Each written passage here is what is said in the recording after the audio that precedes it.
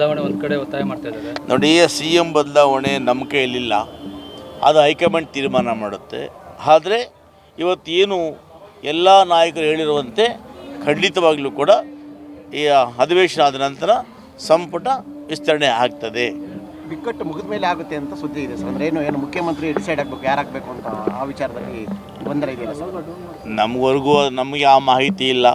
ನಮಗೇನು ಸ್ಥಳೀಯರು ಮುಖ್ಯಮಂತ್ರಿಗಳಾದಿಯಾಗಿ ಉಪಮುಖ್ಯಮಂತ್ರಿ ಆದಿಯಾಗಿ ಏನು ಹೇಳಿದ್ದಾರೆ, ಬಹುಶಃ ಇದು ಅಸೆಂಬ್ಲಿ ಇವತ್ತೇನು ನಡೀತಾ ಇದೆ ಬೆಳಗಾಮಲ್ಲಿ, ಅದು ಮುಗಿದ ನಂತರ ಮಾಡ್ತೀವಿ ಅನ್ನೋ ಮಾತನ್ನು ಹೇಳಿದ್ದಾರೆ. ಕಾದು ಒಟ್ಟಾರೆ ಒಂದು ತಿಂಗಳು ಈಗ ಆಗ್ಬೋದು. ಖಂಡಿತವಾಗಲೂ ಕೂಡ ಕ್ಯಾಬಿನೆಟ್ ಎಕ್ಸ್ಪ್ರೆಷನ್ ಆಗ್ತದೆ.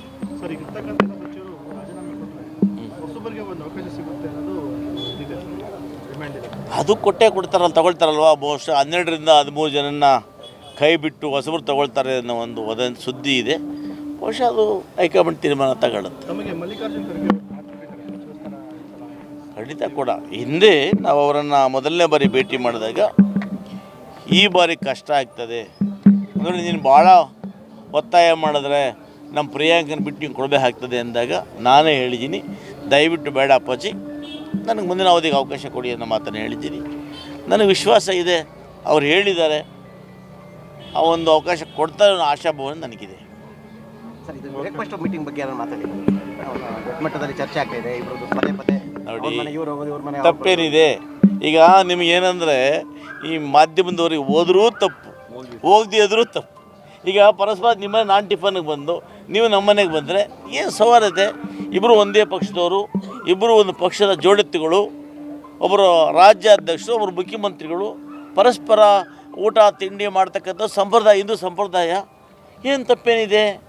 DK ಶಿವಕುಮಾರ್ ಮನೆಗೂ ಅವರು ಹೋಗಲಿ, ಇವರು ಹೋಗಲಿ, ಎಲ್ಲ ಮಂತ್ರಿಗಳು ಕೂಡ ಪರಸ್ಪರ ಒಬ್ಬರು ಬರೆಯಲಿಗೆ ಹೋಗಲಿ, ತಪ್ಪೇನಿಲ್ವಲ್ಲ. ಅದರಲ್ಲೇ ದೊಡ್ಡ ಬಡ ಚರ್ಚೆ ಇರಲಿಲ್ಲ.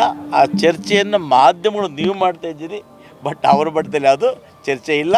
ಇಬ್ಬರು ಅನ್ಯೋನ್ಯವಾಗಿದ್ದಾರೆ.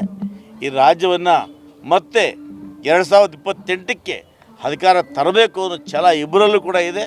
ಖಂಡಿತ ಕೂಡ ನಾವೆಲ್ಲ ಕೂಡ ಅವರೊಟ್ಟಿಗೆ ಸೇರಿ ಆಯಾ ಜಿಲ್ಲೆಯಲ್ಲಿ ಪಕ್ಷವನ್ನು ಶಕ್ತಿಯುತವಾಗಿ ಮಾಡಿ 2028ಕ್ಕೆ ಕಾಂಗ್ರೆಸ್ಸನ್ನು ಮತ್ತೆ ಈ ರಾಜ್ಯದಲ್ಲಿ ತರೋದಕ್ಕೆ ಪ್ರಯತ್ನ ಮಾಡ್ತೇವೆ. ಸಿದ್ದರಾಮಯ್ಯನವರು ರಾಜಕೀಯ ಅನಿವಾರ್ಯತೆ ಇಲ್ಲ, ಅಂದರೆ ಅನಿವಾರ್ಯ ಇಲ್ಲ, ಎಲ್ರಿಗೂ ಶಾಶ್ವತ ಬದಲಾವಣೆ ಒಂದು ಕಡೆ ಒತ್ತಾಯ ಮಾಡ್ತಾ ಇದ್ದಾರೆ. ನೋಡಿ, CM ಬದಲಾವಣೆ ನಮ್ಮ ಕೈಯಲ್ಲಿಲ್ಲ, ಅದು ಹೈಕಮಾಂಡ್ ತೀರ್ಮಾನ ಮಾಡುತ್ತೆ.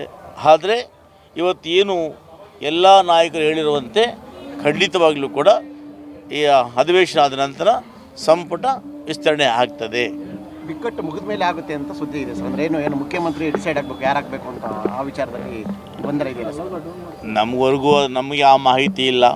ನಮಗೇನು ಸ್ಥಳೀಯರು ಮುಖ್ಯಮಂತ್ರಿಗಳಾದಿಯಾಗಿ ಉಪಮುಖ್ಯಮಂತ್ರಿ ಆದಿಯಾಗಿ ಏನು ಹೇಳಿದ್ದಾರೆ, ಬಹುಶಃ ಇದು ಅಸೆಂಬ್ಲಿ ಇವತ್ತೇನು ನಡೀತಾ ಇದೆ ಬೆಳಗಾಮಲ್ಲಿ, ಅದು ಮುಗಿದ ನಂತರ ಮಾಡ್ತೀವಿ ಅನ್ನೋ ಮಾತನ್ನು ಹೇಳಿದ್ದಾರೆ. ಕಾದು ಒಟ್ಟಾರೆ ಒಂದು ತಿಂಗಳು ಈಗ ಆಗ್ಬೋದು. ಖಂಡಿತವಾಗಲೂ ಕೂಡ ಕ್ಯಾಬಿನೆಟ್ ಎಕ್ಸ್ಪ್ರೆಷನ್ ಆಗ್ತದೆ.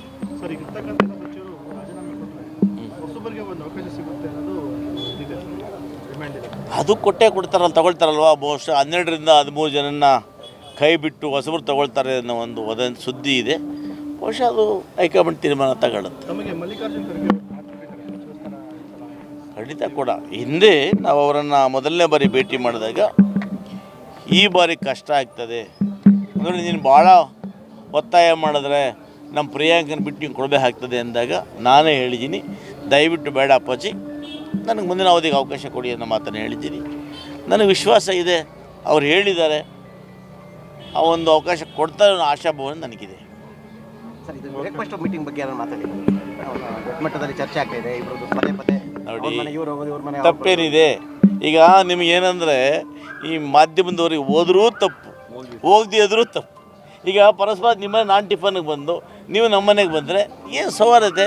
ಇಬ್ಬರು ಒಂದೇ ಪಕ್ಷದವರು, ಇಬ್ಬರು ಒಂದು ಪಕ್ಷದ ಜೋಡೆತ್ತುಗಳು, ಒಬ್ಬರು ರಾಜ್ಯಾಧ್ಯಕ್ಷರು, ಒಬ್ಬರು ಮುಖ್ಯಮಂತ್ರಿಗಳು, ಪರಸ್ಪರ ಊಟ ತಿಂಡಿ ಮಾಡ್ತಕ್ಕಂಥ ಸಂಪ್ರದಾಯ, ಹಿಂದೂ ಸಂಪ್ರದಾಯ. ಏನು ತಪ್ಪೇನಿದೆ? DK ಶಿವಕುಮಾರ್ ಮನೆಗೂ ಅವರು ಹೋಗಲಿ, ಇವರು ಹೋಗಲಿ, ಎಲ್ಲ ಮಂತ್ರಿಗಳು ಕೂಡ ಪರಸ್ಪರ ಒಬ್ಬರು ಬರೆಯಲಿಗೆ ಹೋಗಲಿ, ತಪ್ಪೇನಿಲ್ವಲ್ಲ. ಅದರಲ್ಲೇ ದೊಡ್ಡ ಬಡ ಚರ್ಚೆ ಇರಲಿಲ್ಲ. ಆ ಚರ್ಚೆಯನ್ನು ಮಾಧ್ಯಮಗಳು ನೀವು ಮಾಡ್ತಾಯಿದ್ದೀರಿ, ಬಟ್ ಅವರ ಬಟ್ಟದಲ್ಲಿ ಅದು ಚರ್ಚೆ ಇಲ್ಲ. ಇಬ್ಬರು ಅನ್ಯೋನ್ಯವಾಗಿದ್ದಾರೆ. ಈ ರಾಜ್ಯವನ್ನು ಮತ್ತು 2028ಕ್ಕೆ ಅಧಿಕಾರ ತರಬೇಕು ಅನ್ನೋ ಛಲ ಇಬ್ಬರಲ್ಲೂ ಕೂಡ ಇದೆ. ಖಂಡಿತ ಕೂಡ ನಾವೆಲ್ಲ ಕೂಡ ಅವರೊಟ್ಟಿಗೆ ಸೇರಿ ಆಯಾ ಜಿಲ್ಲೆಯಲ್ಲಿ ಪಕ್ಷವನ್ನು ಶಕ್ತಿಯುತವಾಗಿ ಮಾಡಿ 2028ಕ್ಕೆ ಕಾಂಗ್ರೆಸ್ಸನ್ನು ಮತ್ತೆ ಈ ರಾಜ್ಯದಲ್ಲಿ ತರೋದಕ್ಕೆ ಪ್ರಯತ್ನ ಮಾಡ್ತೇವೆ. ಸಿದ್ದರಾಮಯ್ಯನವರು ರಾಜಕೀಯ ಅನಿವಾರ್ಯತೆ ಇಲ್ಲ ಅಂದರೆ ಅನಿವಾರ್ಯ ಇಲ್ಲ, ಎಲ್ರಿಗೂ ಶಾಶ್ವತ